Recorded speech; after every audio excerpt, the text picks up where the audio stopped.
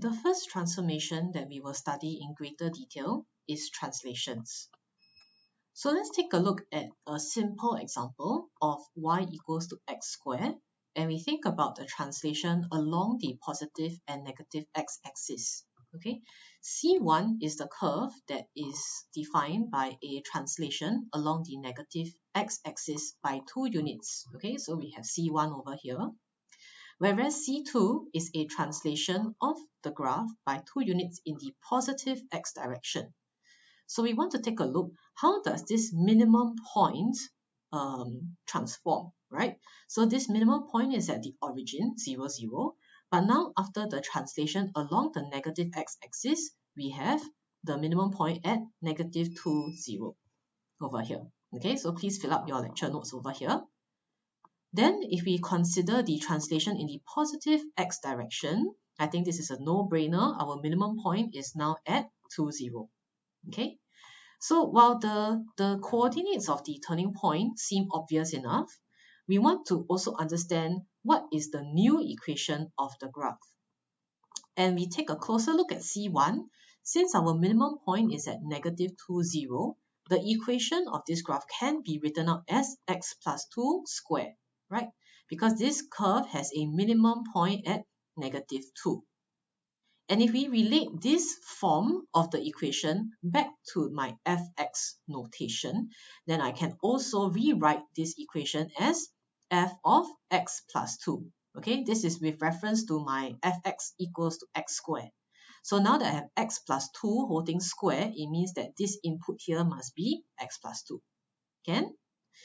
Then when we look at the graph of C2, since my minimum point is at 2, 0, therefore, the graph is going to be represented by x minus 2 squared.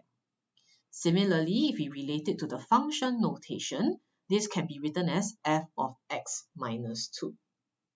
All right? So bear this in mind.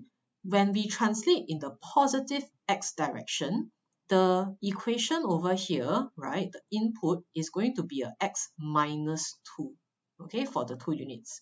Whereas if I move in the negative x direction, the equation has input of x plus 2. It's kind of like the opposite, right? Whereas if you compare it to the effect on the turning point, this is a lot more direct, right? Negative. But this one in the equation is positive. So we try to generalize this result now. Okay, if we have to replace x with x plus a inside the equation of y equals to fx, really what we're talking about is a translation of the graph by a units in the negative x direction.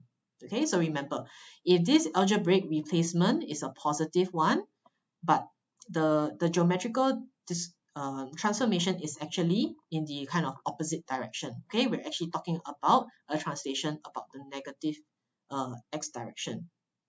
If we replace x by x minus a, we can expect that we are looking at a translation of a units in the positive x direction.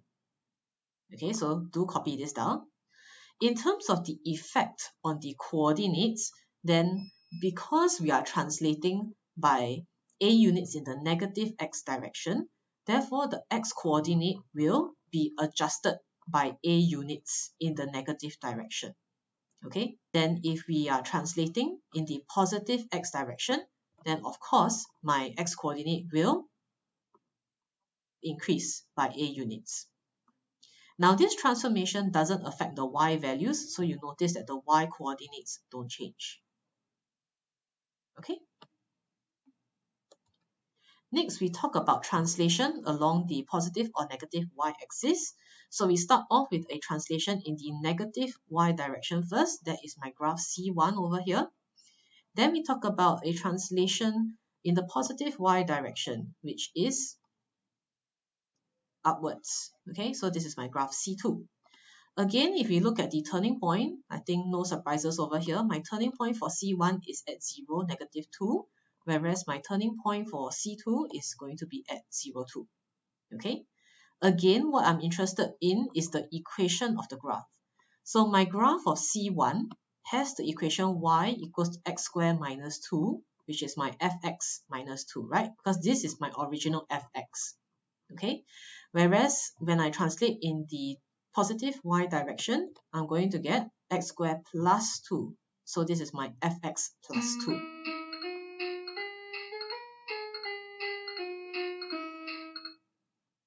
Now, what I would like you to see over here is something interesting.